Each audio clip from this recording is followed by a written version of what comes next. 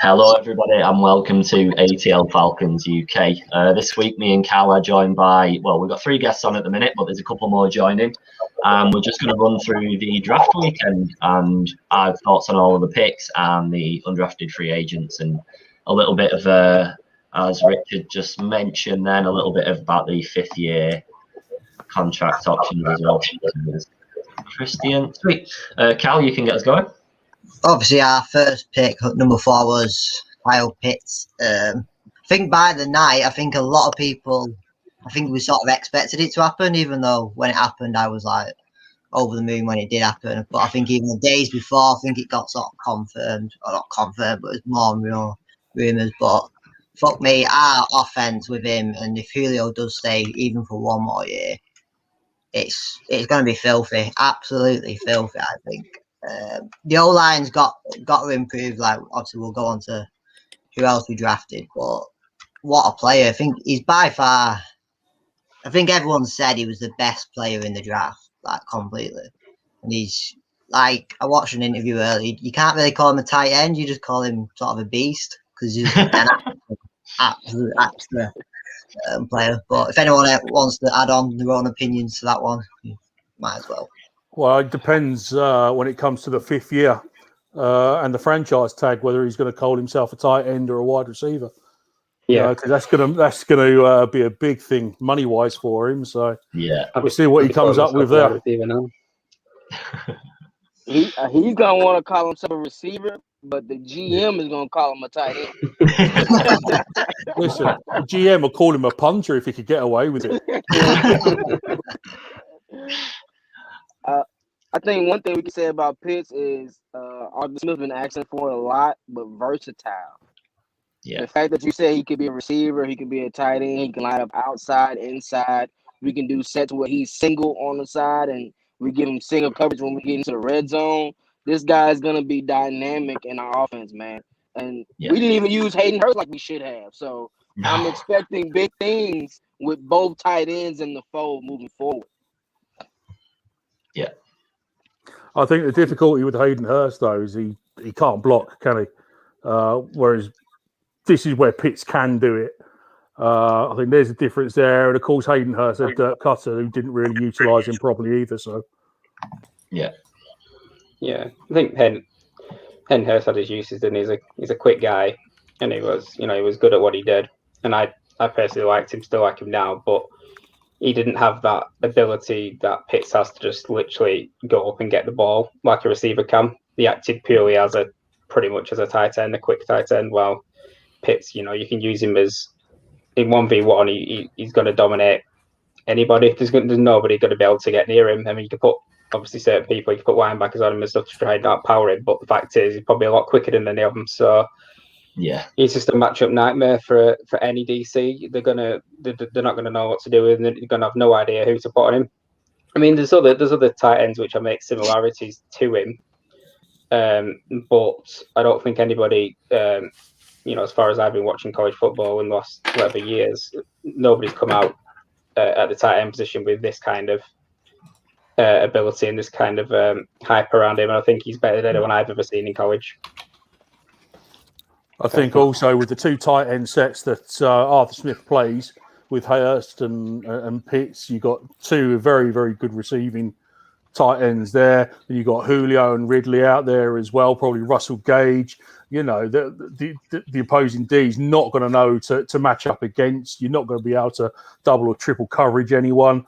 And if they try to do that, they're just going to leave it wide open for the running back. So I'm hoping that. We're just going to be a matchup nightmare for any D. Yeah, it's just something I was saying where you've got, you can put your best corner now. You can say you put your best corner on Ridley. Let's say officially he's now our number 1 receiver, which potentially a lot of people are saying he will be. That means your corner 2 is potentially on Julio Jones, which would be who puts a second corner on Julio? You don't do that. And then whoever's left over is on Pitts. So, no thanks. So if y'all were a defensive coordinator, who would you send the double coverage to as far as our offense? You can't. I'd still send it to Julio at the minute. A healthy Julio, I'd send it to Julio. But Honestly, if I'm a DC and I see something like that, I'm going to run press coverage and blitz as much as possible, just to try to, because there's the only chance you have is to throw off the timing, because you're not going to cover them, and then try to exploit the offensive line as much as possible. If you can, you might get a couple of sacks, but I mean, there's always going to be that that one or two receivers that are gonna break clean from that press. But I mean, you're not going to go into zone. You're not going to want to run just a straight man coverage. You're going to have to blitz as much as humanly possible, and then that opens up Cordell Patterson for the screen. It opens up Mike Davis for the screen, because he's pretty sneaky out of the backfield too for being a big guy. Really the best defense against something like that is to have a phenomenal offensive defense and just blitz every single play. But we know how good Matt Ryan is versus the blitz too, though. And exactly. When you have two tight ends that's running past or 4 or 5, I don't know how you're gonna be able to stop it, man. You're gonna have to hope that we run the ball more. Every time we drop back, it's pretty much mercy. You're our mercy. Yeah, and that's kind of the point that I'm getting to. Like, you've got a center who we have a legit camp battle at center. For starter, you have a battle. It's not going to be much of a battle. We all know who's going to be starting left guard week 1. So you've got potentially 2 rookies starting in the interior of the line. Of course, we also have, we're going up against Ndamukong Suh twice a year. We're going up against Vila. Vita Vea. We're going up against what's Cameron Jordan, man. Cameron Jordan plays D tackle and DN. Yeah, and then you've got I'm trying to remember the kid out of Carolina. Derek Brown. Burns. Yeah, Derek Brown. Brian Burns as well. You got on the outside. So you've got several people, on the interior. You also have Marcus Davenport, who sometimes runs up the middle too. You've got several really good players that are going to be busted into that interior. So the best chance that they have, though, because Marshawn Lattimore can't cover Julio, not without holding. We've seen it. We've seen it. And then you've got J.C. Horn, who's probably going to be their Carolina's best corner week 1, because they're historically terrible at their secondary. And then you have whoever Tampa Bay is going to trot out. Like, you're not going to be able to go one-on-one against Pitts, Ridley, and Julio. No, not a chance. No. You just can't. Have you seen how the Saints have changed their scheme up now? To where, since we got Calvin Ridley, what they do is they put Lattimore on Calvin Ridley and then double team Julio Jones.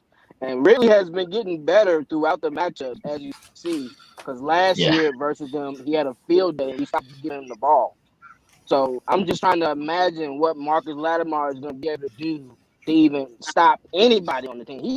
I don't even think he can stop Russell Gage, if we're being honest. Marcus Lattimore, he's trash. If I was a Falcons fan, I would feel sorry for the opposition's third best DB, because going up against Kyle Pitts, you must be like, oh, for fuck's sake. I think the only safety who could possibly cover Lattimore with any, because it's going to have to be a safety. You can't put a corner out on him, because you're going to waste the outside. The only safety that I could see potentially covering him would be like Jeremy Chen. Yeah, he's a good player. He's a good player.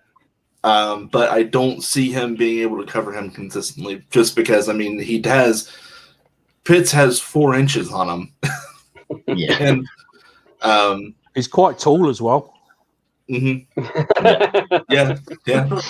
Six. A little bit. With I think Calvin they're just Johnson gonna- wingspan. Yeah. They're just gonna flip a coin before the game, like, oh, which one are you gonna be taking care of? Because let's be honest, you're not gonna be. They're obviously gonna probably target Pitts slightly more, but then it's like, oh shit. Then when it comes to the game, they've got no hope. And then Absolutely no. you've got Hayden Hurst, who Yeah. I mean, he's despite his production last season, he's a great tight end. And I think this year is going. I think his 5th year option not getting picked up is more for cap reasons than confidence in play. I really do, because he doesn't cost that much this year on his 4th year. But if we picked up his 5th year option, he'd add $5 million to our cap hit this year. We just can't afford that. So it's going to be a prove it year for him. We may have to say goodbye to him next season, depending on how well he plays. If he balls out like Austin Hooper did on his last year here, we're not going to be able to keep him. But if you look at it, I'm not really concerned because Matt Ryan makes his tight ends better. Like look at what Hooper did last year with the Browns. Not a whole lot. Like he was their best tight end on that team by far, but I mean, he didn't do what he did in Atlanta. Yeah. He went missing a lot. No.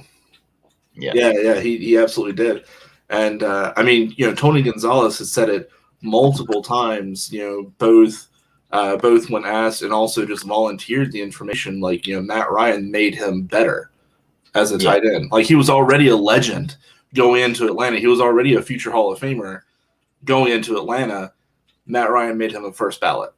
Austin Hooper last year for Cleveland, 435 yards and 4 touchdowns. Year prior in Atlanta, 787 yards and 6 touchdowns. And last year with us, Hayden Hurst had 600 odd yards and 6 touchdowns. So, that was in.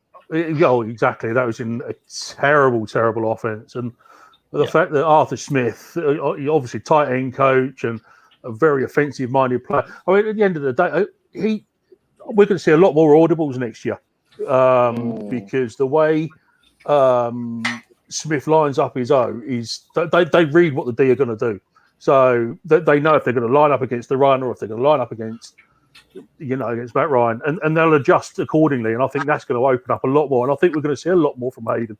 Like Mike just said as well, he's going to try and ball out to try and get the best payday he can from elsewhere anyway. Yeah. I know we tried that with what's his name? Vic Beasley. Not Vic Beasley. Who did we turn down the 5th year option on? Tag McKinley. Trashed out. And obviously that went south. Well. Yeah, exactly. So I think we're going to do all right. So I think it was 2016. Matt Ryan set an NFL record of. I think it was either 2016 or 2013. He set an NFL record of touchdowns to 15 different receivers. 2016. Yeah, it's 2016. I think I think 2013 it was like 12 or 13 receivers, which was just a little below what the record was at 14 before he broke in 16. He does well when he has multiple weapons. He does really well in this one. What I'm most excited about under Arthur Smith's offense, Smith loves to run the play action. Matt Ryan is unstoppable when it comes to play actions. Like he was the best in the NCAA when he was playing for Boston College. He was the absolute best when he came into the league, and he has maintained that for a long time. Unfortunately, we've had offensive coordinators who are like, you know what? I'm going to run my offense, and I don't care what anybody else thinks. It's going to be let me get up so that my face can be in frame and not just like look like Wilson from Home Improvement. Like, But yeah, so it's going to be great. We're gonna run a lot of play actions. I'm not sure how much we're going to audible because Ryan isn't really an audible type person. He likes to trust in his offensive coordinator. We saw that with Shanahan, and unfortunately, we saw that in Super Bowl 51, where Shanny ran the plays out to him, and even if he didn't agree, he ran them because coach told him to run this, so I'm going to run it. He wasn't always like that, though. He wasn't always like that. He did have some freedoms, but but especially when Shanny came in, and you see that too in San Francisco. Kyle Shanahan does not like it when you audible a play. Yeah, I think the way I was trying to say it is the way Smith is going to see how the opposing team are going to line up. So if he sees them line up against he's going to call a play for a run. He sees the defense line up against the run. He's going to change it quickly, and Matt Ryan's going to notice that, and that's one of the reasons I think Ryan Tannehill was much improved last year. Yeah. And I don't think they're going to shy away from the RPO either. With Ryan, he's not the fastest runner, but I mean he's no less mobile than Ryan Tannehill, or if we're being honest, Carson Wentz. I mean, of course, Wentz has 4.5 legs, but one of the things about Matt Ryan is like he's not shy about sticking his nose in where it needs to be. I remember when he got helicoptered with the running in a touchdown against the Panthers, and they just picked him up and just spun him into the end zone. He's not afraid. Like if he sees a ball on the ground, he'll go and get it. Unlike other former NFC South quarterbacks. Cam Newton. Yeah. Sounds fine. Right. So from all of that, we're all pretty satisfied with Pitts. Everyone, no complaints at all, even if he wasn't who we thought we were going for earlier on in the off season. I don't think we were going for him. I genuinely think that we would have had Trey Lance if he was there at 4. You reckon? Yeah, I think so. Yeah. I think if San Francisco had gone for Mac Jones or Justin Fields, I don't think he would have been there.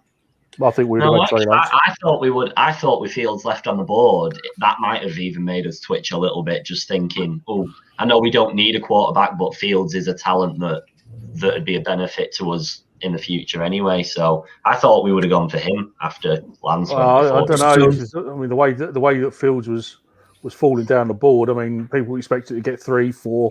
They thought teams were going to move up to 8 or whatever to pick a quarterback, and in the end it took Chicago moving up to 10 to take him. If Chicago hadn't moved up, I think he would have fallen a little bit further. They said on the, I can't remember what show it was on now, but basically they asked it was, I can't remember if it was a scout or a representative from each of the teams, and I think it was 17 of the 32 teams had Justin Fields as the number 1 quarterback in that draft. 17 above, more than Lawrence.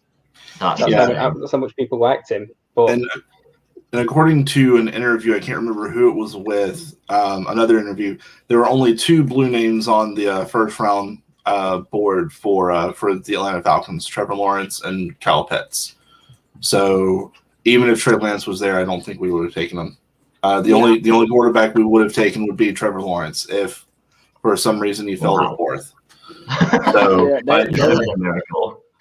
they were sending out a lot of smoke screens. They were saying that they wanted to get QB so people can trade up and get the farm for that pick. But when they saw that the calls weren't being what they wanted to hear, they said, forget it, we'll just take the best available player on our board since Trevor Lawrence isn't there. And I think that was a good approach, honestly. I mean, if we're being honest, when you look at QBs after 35, besides Aaron Rodgers, that's the only person that pretty much gets screwed out of that deal. They make sure they add more talent around the QBs. That's the biggest thing. And moving forward, as far as Super Bowls, it's not really about defense anymore. Most offensive teams are winning Super Bowls. So you got to score 30 or more to win these Super Bowls. And with these dynamic players nowadays, I hate to say it, if you're not running a 4-3-4-4, you're not really stopping anybody. You're just hoping that your defense is optimistic to make plays.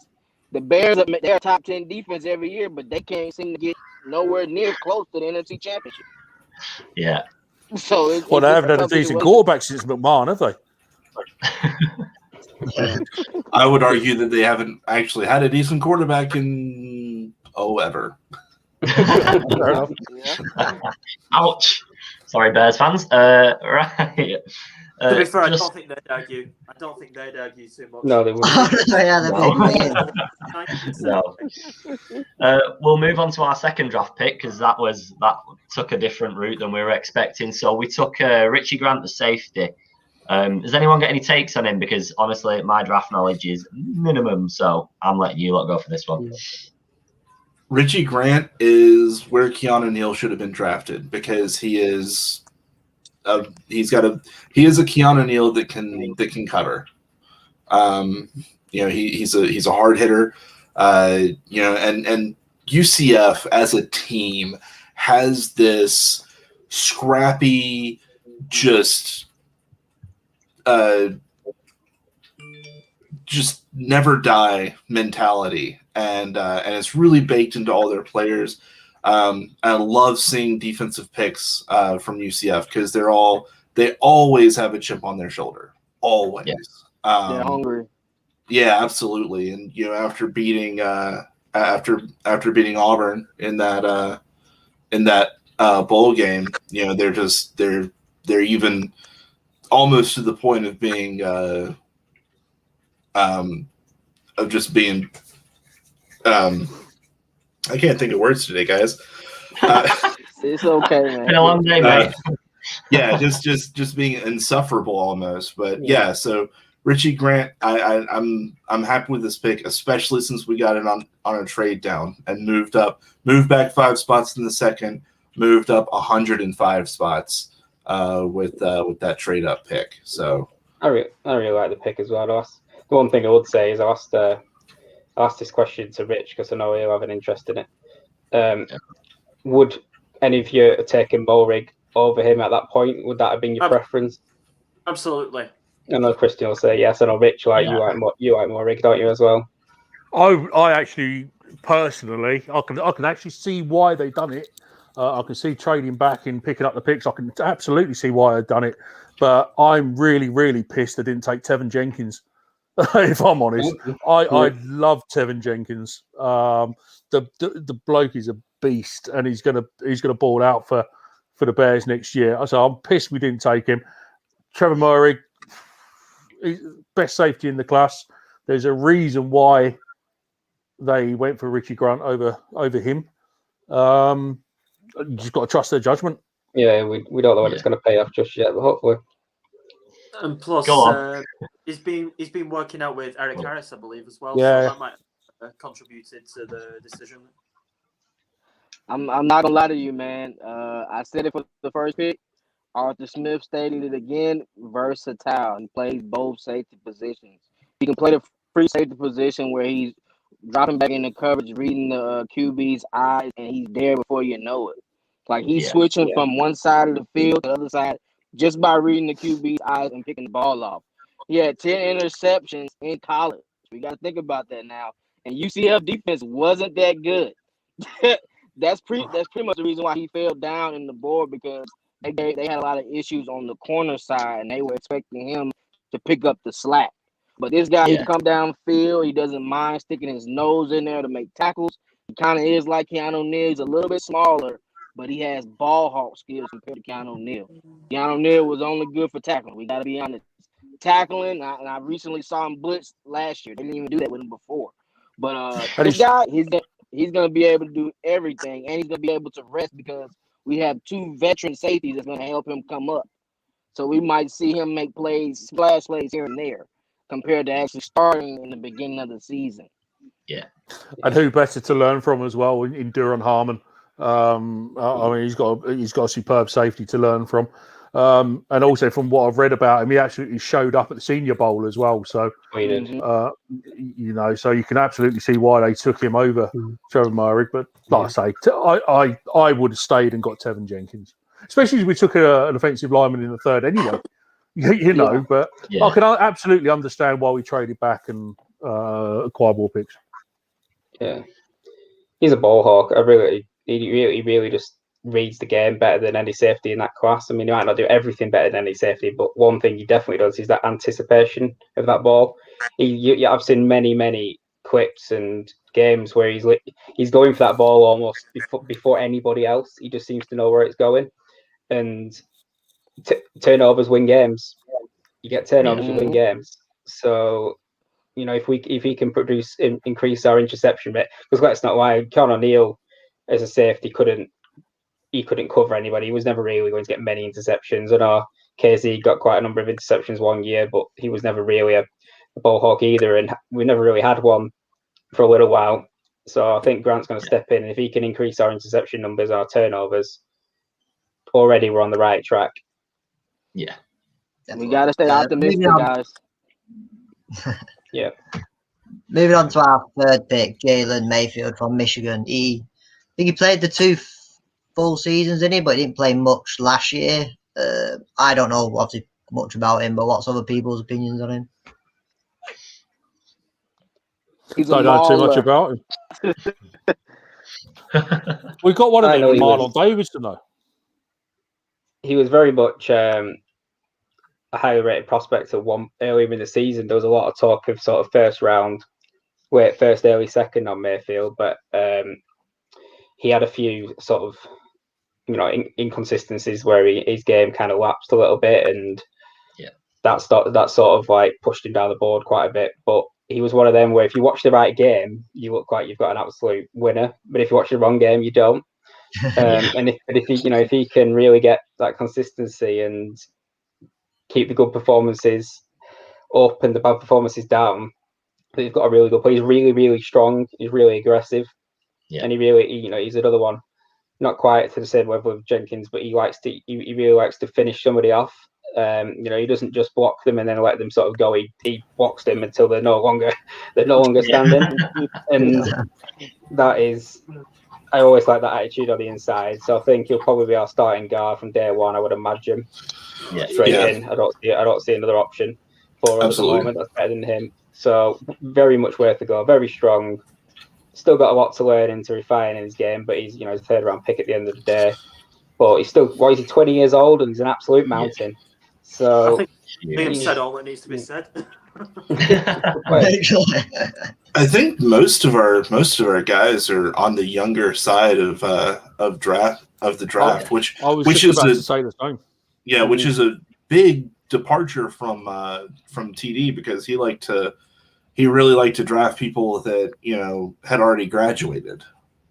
About 22, 23, which is fine, because it's not like in Madden where you start regressing exactly at age 29. So if you draft somebody at 24, they don't start regressing immediately after their rookie contract is up. But I am glad to see us going with younger, especially with our offensive line, really excited about Mayfield too. Yeah. So how do you guys feel about the 4 offensive linemen all being under 25? Terrified. He's the older guy now. Yeah. Yeah, he's still in his 20s. It's one of them. It can't be worse than last year. I'm pretty sure. Still, you just can't be. So I think anything's got to be an improvement. I mean, if you compare it to last year, a group of toddlers probably would have done a better job, especially when that was like 9 times in one game. Very true. Very true. I still believe a lot of our issues last year were based on the fact that our receivers' routes just took so long to develop that Matt's just holding on to the ball forever, and people were just allowed to get to us. But if the ball's coming out, a second quicker this year, I think that'll make a big difference to those younger guys. Build them a bit of confidence when they're not letting sacks out all the time, and eventually, you expect players like Lindstrom and McGarry to be getting better every year. That's the whole point of progression. So Yeah. as long as they are doing that, we've probably still got something to work with. Yeah, I'd say so. Absolutely. I'm not gonna lie to you guys.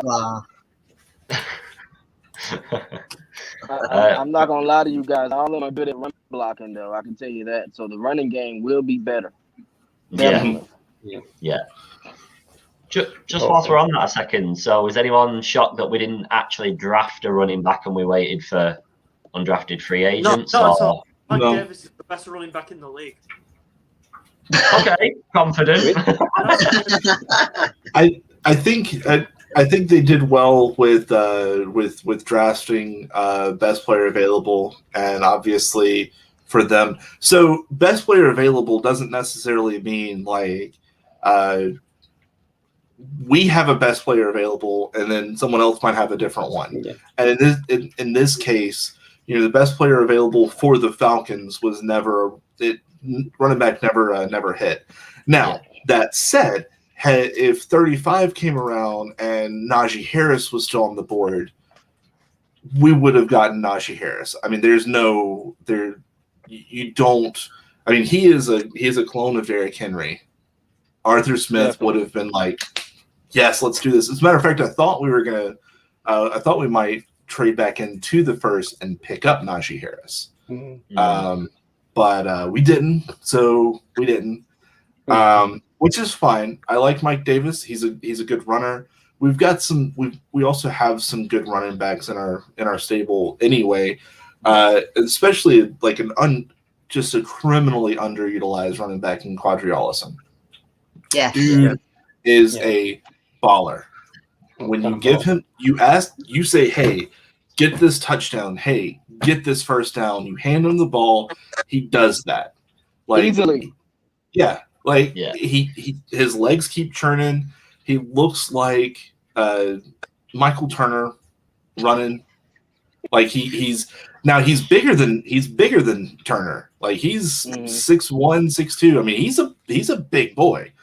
But yeah, he hits the hole with just violence, and I love seeing that. It's like going actually what he looks like more when he's in between the tackles is a former guest of y'all's, Jamal Anderson. Nice, because he just finds somebody to hit. Yeah, I would be. Nice, Derek. I would not be surprised in the slightest if they brought Todd Gurley back. I really wouldn't be surprised. I think he's not a 3-down back now, but he's another one who can definitely do something in the red zone and on a 3rd down. And I think if he plays in the right scheme and they manage him properly, he could still be a huge asset for us, especially if they can bring him back on a team-friendly deal. He's not going to command a big salary at this point in the offseason. No, he would come back for a vet minimum probably. Easy. And one thing that we can say about Todd Gurley is he scores touchdowns whether he means to or not. Yeah, he does. Thank you, Lions folks, for reminding me of that the other day. Yeah, I mean, people talk about Gurley's production dropping off last year, but I think they were obviously trying to save money with not with whatever clauses he had in his contract for touchdowns or yards or whatever, especially over the last sort of 4 or 5 games where he wasn't getting the touches. I think right scheme for him, I think he could really do a job for us. I think he would look a lot better than what he did last year. I think we should run up the middle. Simple fact, that was horrible, he did us a massive favour. I mean, if he wouldn't have scored and we'd won by field goal, we probably would have lost out on Kyle Pitts because Miami took a receiver, Cincinnati took a receiver, so they could have easily taken Pitts. And Detroit were happy that they didn't lose out on Sewell. And you could say the same for Young Wei Koo missing the field goal against the Chiefs. Against the Chiefs. Mm-hmm. Yeah. Win-win. That's why they offered him a contract straight after it.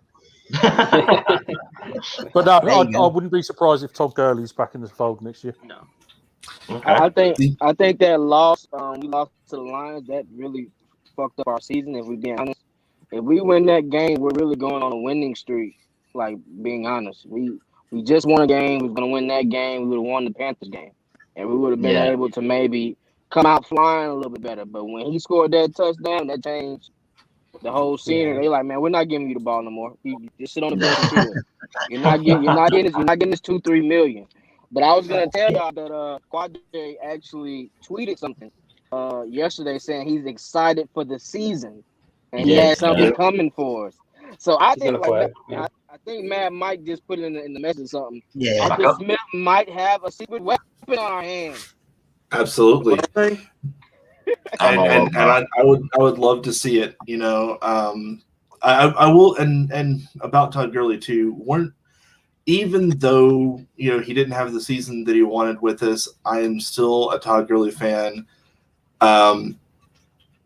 Simply on one thing, he let Olsen keep 30. Because his brother, Quadre's brother, had number 30 when he was playing football. Unfortunately, he passed away. And so he was playing. He picked up his number in his brother's memory, and Gurley was like, "You know what? You keep it. We'll take 21." I find it interesting that we let Ito Smith go. Over Quadre Allison, if I'm honest. I think the only thing with Ito was the concussions. I don't think Ito fits the Smith scheme, to be honest.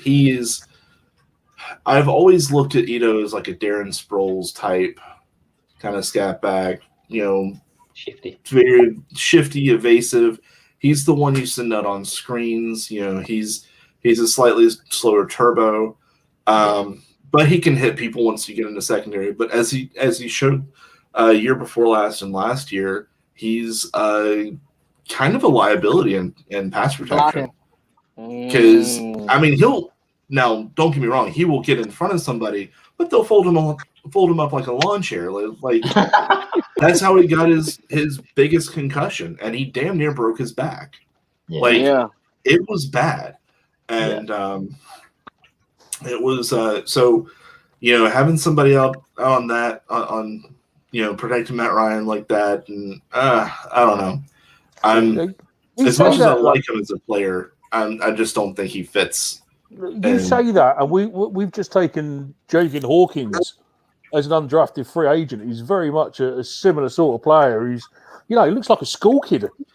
Yeah, but he's cheaper, and you can put him in the practice squad if he doesn't make the 53. I don't think we're going to ask Hawkins to block, I would imagine. I was watching Javian Hawkins highlights, and he genuinely looks like a 12-year-old out there. My God, he's got turbos on him. My God, he can move, but he tries to block anyone. They're going to stick him in the stands. I don't think we're going to ask him to. I don't think we're going to give him the ball and go. I think so. Yeah, he would line up more like an H-back. Yeah. Again, if he makes the 53, he's an undrafted rookie free agent. Now, granted, we're going to have to fill up our roster with undrafted rookie free agents because I don't think we have. I think we now have 53 on the roster. I don't think we have 60 yet on the roster. So it's because of the cap. It's because that's what our reality is right now. We're not going to have. I don't know if we're going to have 90 going into off season. We might, but they'll be like, hey, you want to play some football? Here's $20. Let's go. These undrafted free agents and sort of the very, very late round guys, these are the ones that are going to show if our scouts have really know their stuff. I could have drafted Kyle Pitts. Like it wasn't that hard. I think everybody saw what he could do. Yeah. But these are the guys where we think we picked up 20 of them. Where we know all 20 are not going to succeed. But if you get a decent success ratio and you've got some little diamonds in the rough in there that work out, that's where your scouts have really done the job. If you've gone and got a really cheap guy that no one really knows, and you found him and he works. Yeah. And even if we can get some of those, and Hawkins could be one of them, we all of a sudden look really smart. Yeah. So I'm looking forward to seeing some of these guys how they play. We've just got to hope that a number of them are first team quality and can give something to us. Mhm. I'm hopeful. Now, the one undrafted free agent that I can see staying with the team, maybe not on the 53, maybe with the 53, definitely on the practice squad. If not, is Felipe Franks. And he's one of those guys that he was a casualty of the McElwain era at University of Florida. He put up slightly better numbers than the other quarterbacks that they had.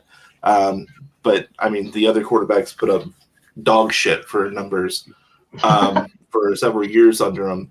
And it wasn't until, he left. When he left, we had the emergence of Kadarius Toney, and we had the introduction of Kyle Pitts. So you look at Kyle Trask, his last year versus Felipe Franks, they actually have similar numbers, like completion percentage and whatnot, except the difference is Kyle Trask had Kadarius Toney, a first rounder, and Kyle Pitts, a first rounder, and Franks had nobody because he's played for Arkansas. I think the concern with Franks though is the shoulder. Once you've dislocated your shoulder, you just weakened it forevermore, and it's always going to be weakened. So I think that might have a slight issue and a slight concern for a few medical teams. That is a possibility, but there is also reconstructive surgery that they can go through, like arthroscopic surgery that doesn't really require really invasive procedures to strengthen that. There's, I think what hurt Franks the most is his time at Florida, because people saw him, they're like, nah, he ain't nothing, and then he went out and did what he did at Arkansas. Granted, they only won 3 games, but they won 2 the year before. So, but he did what he did at Arkansas. Looked really good in Arkansas, but nobody watched him because it was Arkansas. Yeah. So it's gonna be interesting. I don't think he's starter material. I don't think he ever will be starter material, but I think he'll be somebody that can. If McCarron gets hurt, if Ryan gets hurt, we're fucked. Keep three quarterbacks. Sorry, lads, I'm just going to jump in a sec because Terry's got to go now. So I'm just going to thank him and let him do a little bit of a shout out. His name is on the screen, so you can follow him there and watch his shows and everything. But go on, Terry, I'll let you shout yourself out. Appreciate you guys, Atlanta Falcons UK. All you guys are dope. I like you guys' content. Appreciate you having me on. Twisted Torch TV. Make sure you subscribe and like the channel. Make sure you subscribe to all these guys, man. They have great content. I enjoy listening to you guys when I'm driving or somewhere going to work. So appreciate you guys having me on. Hopefully we can do something again. I can't wait. Like when I don't have a busy schedule, I have to go back to work on lunch. Yeah. So hopefully I can get on you guys for 2-3 hours as far as the show. Because I like you guys' content. Let's do it. Make sure you subscribe to all AFN channels as well. And I got some details coming out, so make sure y'all stay tuned for it. All right. Appreciate you guys, man. Yes. Bye. Thanks for coming on, mate. Thank you. Have a good day. You're welcome. You too. Sorry, lads. Carry on. No, it's fine. I've got about 10 minutes myself before I have to get back. All right, okay. In that case, we'll use it to quickly jump onto our round 4 picks then. So we took Darren Hall, cornerback, and we took Drew Dalman, centre. So any takes on either? Well, I know we needed a partner for AJ to start with, so I'll take anyone there. Yeah. I think Hall will be great. I don't think he's going to be. I think Sheffield week 1 is going to be AJ's partner on the outside.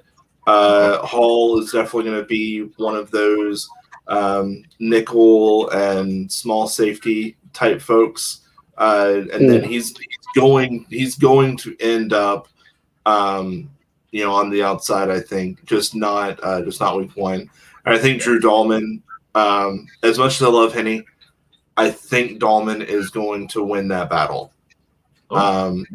He's just the only thing that kept him out of rounds 1 and 2, honestly, was his weight. That was a source from sourced from several different scouts. Not only scouts, but also coaching staff at Stanford. He when he started his senior year, he was like 286, which is pretty small for a center. But he's up to 295, about 300 pounds now. Add a few more pounds of muscle on that, and I mean you're good. But a lot of people are comparing him to Alex Mack, which I guess he's okay. But not only in his play style and his abilities, but also his journey, because Alex Mack came in at like 250, 260, and started at center and bulked up over his career before he went to the NFL and did what he did in the NFL and what he will continue to do over in San Francisco. So I think we've got something in Dahlman. Not to mention he's the son of a lineman who played for San Francisco. I think he played for Atlanta for a few years. It was a coach when he was a lineman, offensive line coach. And his former teammate is the current offensive lineman coach for the Falcons. So that's fun too. So there's some familiarity there, like. Because teammates, the craziest thing about football teams and stuff, they're all relatively close. Like even once you move out to another team, you're gonna maintain your friendships for the most part with your old teammates. And so to have that familiarity, I know they know each other. I know they're So it's gonna be an interesting situation. I think it'll be good though for Hennessy, because he'll have the ability to continue cross training between guard and center and be a good backup or something like that with the line, so we can get some actual line depth. That would be a bonus. Yeah. I think with these two picks, I think Isaiah Oliver will be a cap casualty. He's been dog shit anyway for the last. But no, tell a lie. He actually slightly improved at the end of last year. I think we'll probably see the end of Isaiah Oliver, and I wouldn't be surprised that after training camp we still bring in a veteran centre for Hennessy and Dahlman to learn from. Hennessy, like you say, you can kick into the guard. You'll have these two. I don't think you can go with, as we mentioned earlier, the inexperience and the youth of an offensive line is what we have. So I think a year behind a veteran centre will do the pair of them both the world of good. And Hennessy, like I say, he'll get reps at guard, and that'll do him the world of good as well. I think with that, I don't know if we'll be able to afford a veteran center. However, what I will say is that Ryan is going to be very important to Henny and Dahlman's development, because Matt Ryan started out with Todd McClure, and then he had a couple of guys for a couple of years, and then we had Peter Cons one of them? Yeah, Peter Cons and Sam Baker. No, Sam Baker was a tackle. Oh Christ! Anyway, it's not important. But he had a couple of journeyman centers who were not great, but it is what it is. Then you had Alex Mack, and he really, I think with Alex Mack, because he was a contemporary, he really got to learn how to manage his center. So now we saw that in last year when they were on the sidelines, it was Mac and Ryan talking to Henny. Yeah. It was the both of them, and then he would always you'd see him. He was always on the near Matt Ryan. Henny was always near Matt Ryan on the sidelines. just soaking up that knowledge. And I think we're going to see a lot of that. I think it's less important now with Matt Ryan's, at this point in Matt Ryan's career, that we get a veteran center. But if we can afford one to at least be a player coach, I would be happy with that too. Yeah, absolutely. I'd be interested to see how if Darren Hall plays that much. I don't know if he will. I know you said you think Kendall Sheffield will line up on the outside as our second corner, but I personally think Moreau's going to line up there. I think he might be the starter. Maybe. Yeah, so he had a pretty good year in 2019 until he got injured, and then he had an okay year last year, but I don't think he was ever really 100% healthy. Now, if we can get him healthy, I think he's still got something to offer. Yeah. Incredibly quick. So I'm looking forward to seeing what he can do for us. I think they might be our two outside guys. I think Oliver will probably play in the same role that he was playing at the end of last season. And then maybe this new guy will come in and I think when we need him. Yeah, and I think Darren Hall has the. I was just looking up his measurables, and he's 6 feet tall, and fast as anything. I think he will eventually grow into that outside role. I just don't know if he's there yet, because that's a really tough position to He's a fourth round guy as well. He's not going to be good. Not many fourth round guys are good to go day one. Not in that position anyway. So I do have to go in just a minute. Real quick, I just want to say a couple of things. I think the value of the draft, and I agree with. I thought we had a comment. We have a question about him. What do we think of the D tackle from Texas? I think he's the steal of the draft. Dude is fast. He's long. He's a little light for the middle, but I think on speed packages he's going to be great. And I will say that Ogundeji, I did pick him in my mock at 148 instead of 182, but I'm pretty happy that I actually got two people in the draft this year. And then I think we'll see a good returner in Avery Williams. My biggest question mark is going to be Frank Darby. Where is he going to fit in? I think he's going to be mostly special teams. I see him as being more of a Brian Finneran type player for us. He might develop more.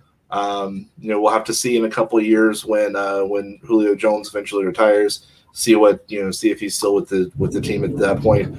I just think our receiver room is just stacked right now, so I just don't know where he's going to fit in outside of special teams. He's a great player. I watched a lot of his film. Once we drafted him, I was like, who the fuck is Frank Darby? So I watched a lot of film. He's really good. He's really aggressive on his routes. It really does look like Brian Finneran to me, as far as like just his demeanor on the field. So I'm excited to see what he's going to do. He's really excited. He's definitely excited. He's very excited. He is. His videos are brilliant. He's definitely, and he could be the ever important hype man. Yeah. I mean, no, seriously, playing. Even when I was playing in high school, it was really important to have that guy that no matter what was going on, he was always like getting everybody whipped up into a frenzy. I remember one game we were down 21 points, and he just started screaming at people, costing me like, why are you looking in the dirt? Why are you looking in the dirt? Keep your head up. We're gonna win this thing, and amongst other things. And we ended up coming back in a quarter and a half and won the game.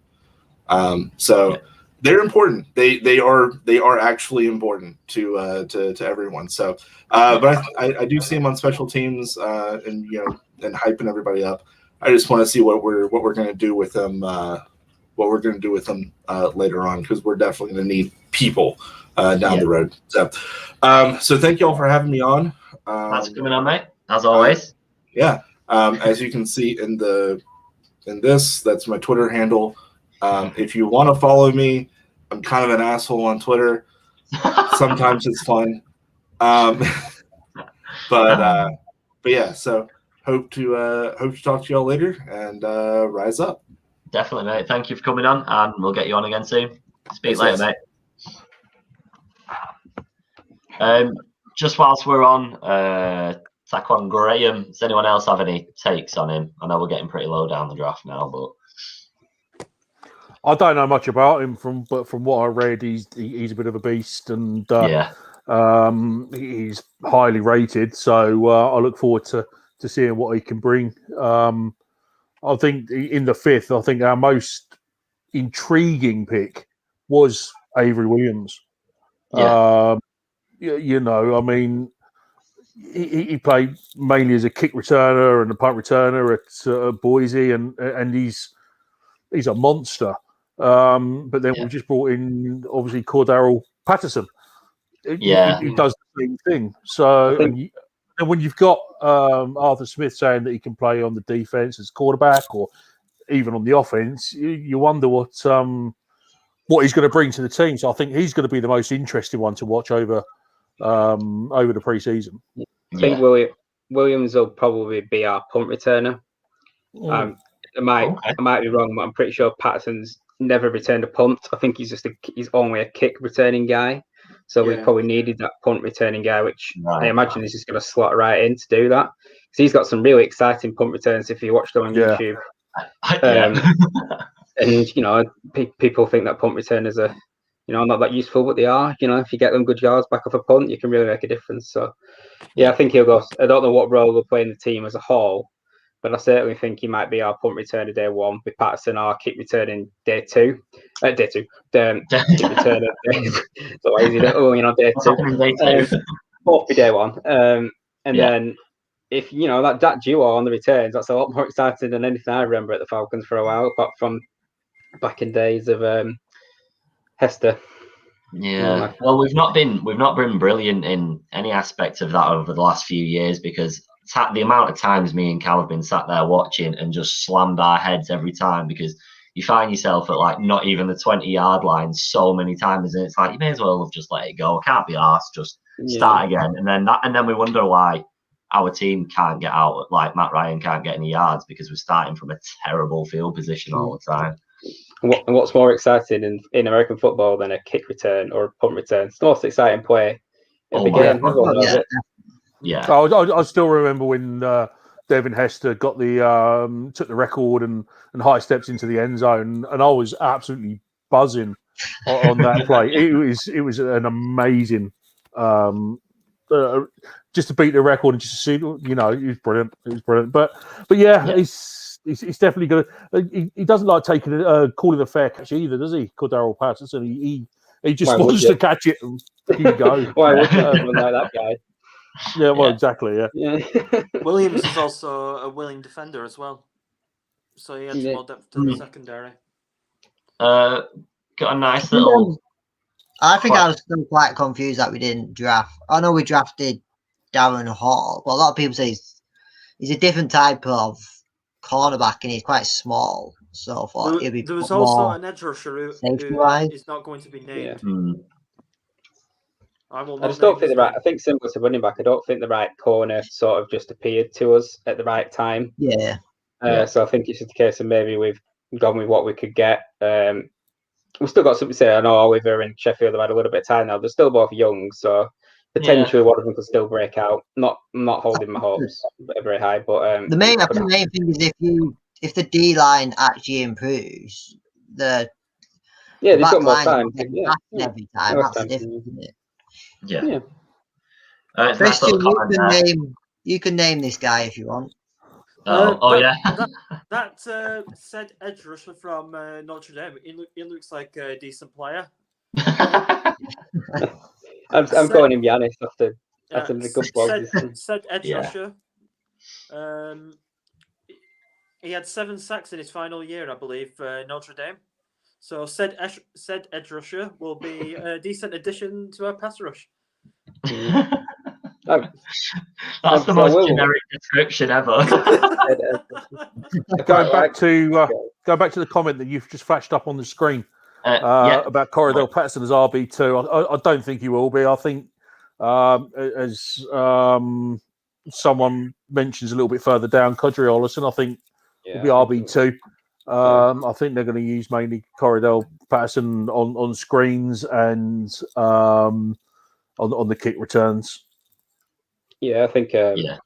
They'll chuck him into some more trick plays, as you want to call it, like jet sweeps and stuff like that. He'll just be thrown in on them because of his ability to beat people, but he's not got the durability to be a pure running back, in my opinion. I think he'd soon be hurt. You need that big. He's a decent unit, but I think he's still wearing himself down. Well, I think your Mike Davis and Quadric could probably just run it all day. I think they've got the frame to do it. Yeah, and then I think if Javian Hawkins makes the cut as well, he'll be another one where we just throw him into these more dynamic players and let the lad run for his life. Yeah, I mean, if you look at his stats, I mean, from when he was drafted in 2013, he's got 216 receptions for 2,087 yards, receiving yards, and he's only got 1,000 rushing yards. So, return yards 7,000. Yeah, there's no way he's going to be different situations, isn't it? It's good to have a guy you can throw into the pass game, throw into the run game, got the returner. He could be on the field and you never quite know what he's going to be there for, which is always very useful. A bit like Curtis Samuel was the way the Panthers used to run him. He was just a bit of everything. Always good to have that sort of guy. Yeah.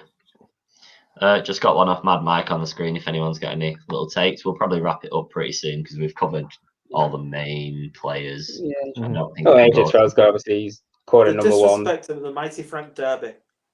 what a player! In all seriousness, he does look like a diamond in the rough. Yeah, it's just where he fits, isn't it, into this receiving core? Yeah. Well, you've got Pitts, Ridley, Julio, and then Gage. I mean, where does he fit? And you don't want to force a player into the team, yeah. Christian Blake, Zacchaeus, one of those two. Another one. Yeah, all sort of buying. What's his face stay? Treadwell? We keep him? No, he's free agent. Oh, yeah. I was really hopeful for Treadwell. He looked good in his touches that he had last year. He scored a few touchdowns in a row, to be fair. Yeah. When he came in, he did what we needed him to do. So that's why I'm surprised that we did draft. I know it was only a 7th round pick, but I watched him in college, and Lawrence, when you've watched him in college, and you saw, when I was well in on the hype for him to be a first round pick back in his college days. I was like, and now I watch him, I think, where is this guy? I know how good he can be.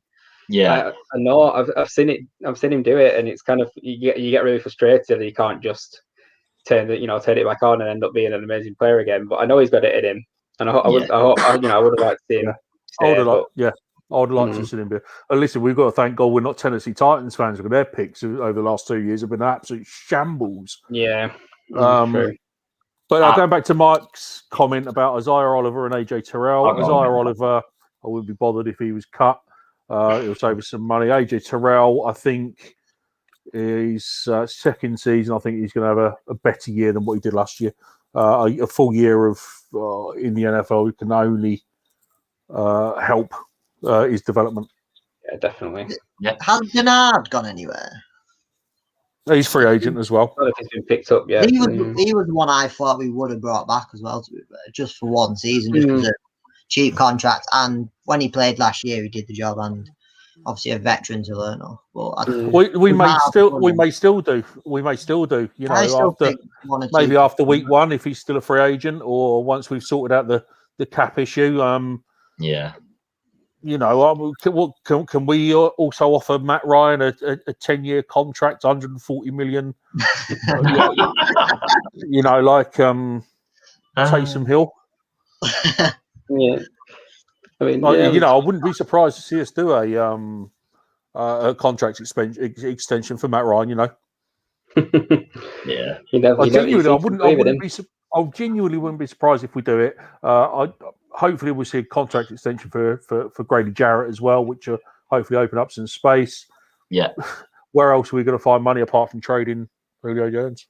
I just don't see that happening. Full stop. I just can't. I can't see how that happens. Not with Smith's comments saying like we're in win mode now, to come out and actually say it, even though he's probably got to say it because we took Pitts, etc. But I think they know what they know. Let's be honest, everyone knows what our offense is scary. Like I'm looking at top 6 easily next year, and I think with Smith being in charge, I think it will be. It's just what Pease can do on the D side of the ball, but instantly Pease coming in is instant improvement on the defensive side. Yeah, I mean they've never one thing they've never mentioned is like Terry, for example, coming in and Arthur is they've never mentioned the word rebuild and like that. No. We're going on this rebuild. Like they've never said it. It was all about getting the players to be a good team right now. Yeah. And that obviously has just been cemented by the fact that we've took Pitts over a quarterback. We're sticking with Ryan.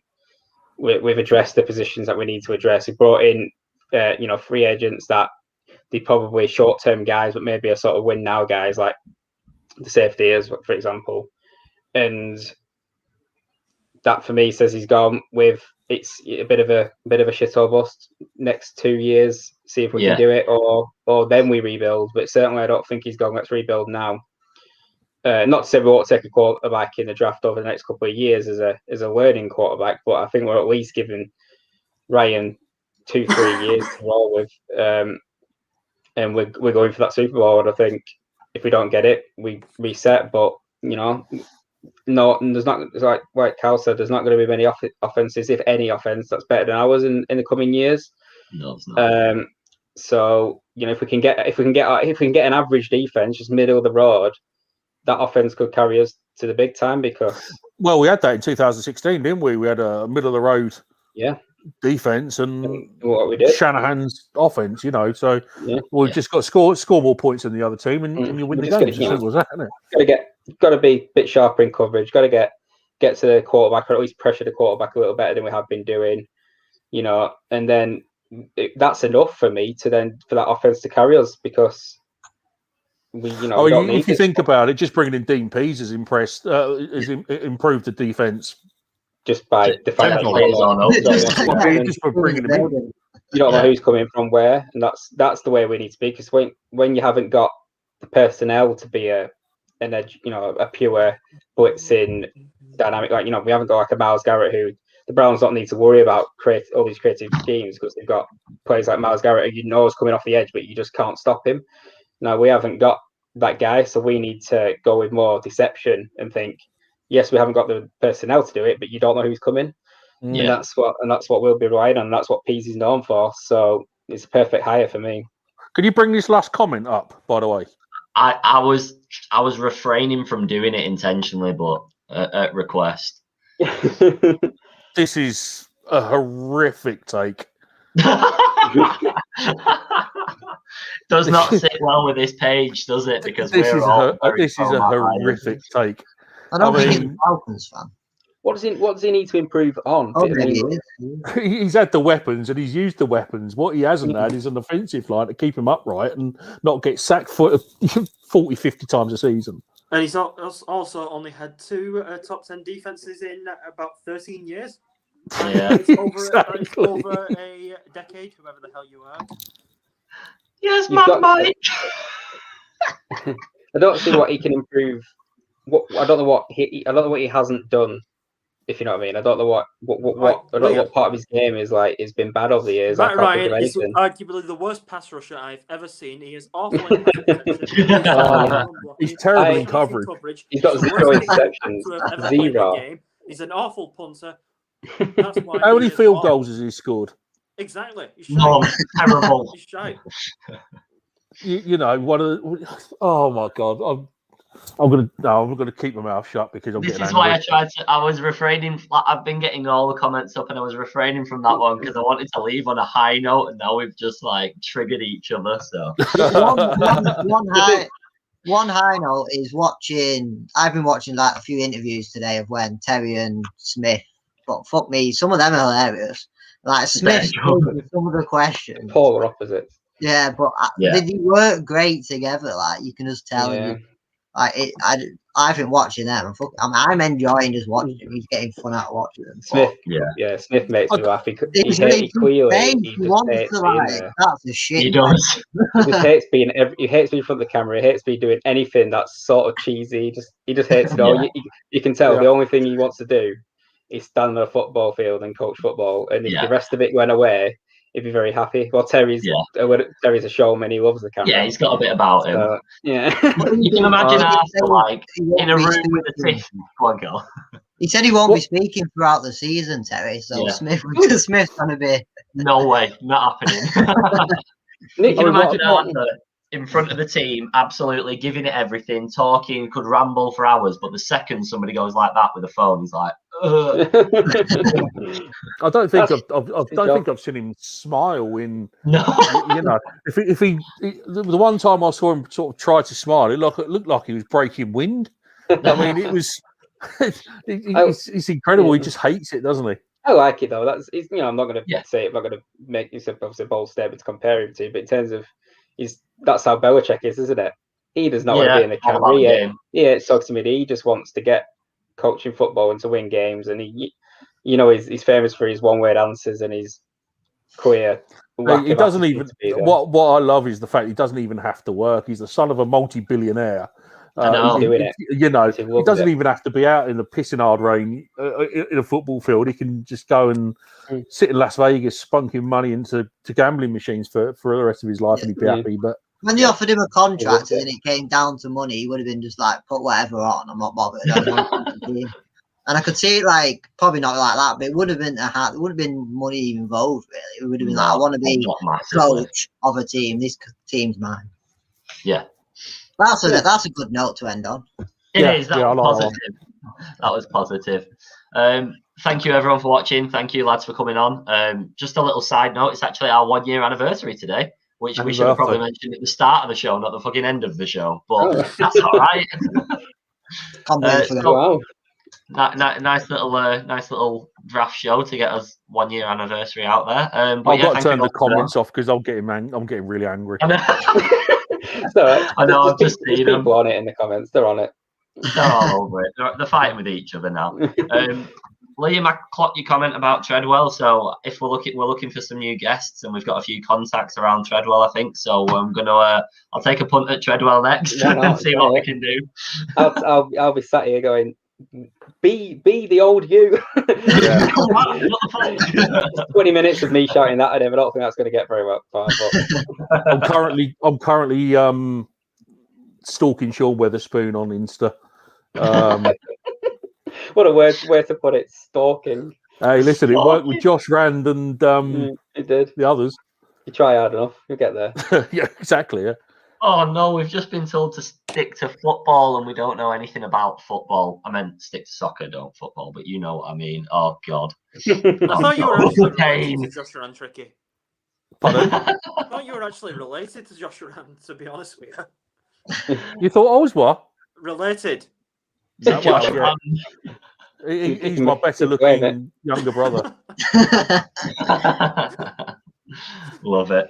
On that note, I do think we have to go because Cal was meant to go about 25 minutes ago, but we've just kept going anyway. So we'll call it a night. But thank you all for coming on, and we'll figure out a show to come up next because there's going to be a bit of a gap now, isn't there? So we'll just see what happens with the undrafted and all of that. Yeah. Everyone's going now sticking to football. Yeah. And we'll stick to soccer from now on. Thank you. At least Mad Mike's got our back anyway. Yeah, so Mad Mike and Miss Maggie are all over it. Right, thank you everyone. Thanks for watching. See you next time. Stay